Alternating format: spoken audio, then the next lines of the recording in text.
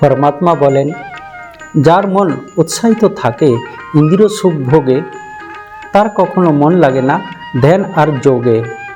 তুমি যেমন পছন্দ করো অন্যের ভাব, তুমি তেমনি বানাও নিজের স্বভাব।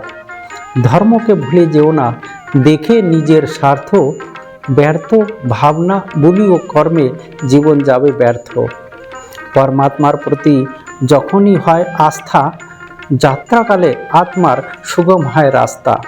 পরমাত্মার প্রতি যার থাকে নিশ্চয়, তার থাকে না আর কোনো সংশয়। পরমাত্মার সাথে আত্মার যখন হয় সম্বন্ধ, তখনই পরমাত্মার প্রেমে আত্মা হয় অন্ধ। পরমাত্মাকে বসিয়ে নিলে হৃদয়রূপী রথে, সদা সর্বদা থাকে সে তোমার সাথে সাথে। যার পরমাত্মার প্রতি হয় সম্পূর্ণ ভরসা, তখন তার পূর্ণ হয় মনের সমস্ত আশা। ধন্যবাদ। ওম শান্তি।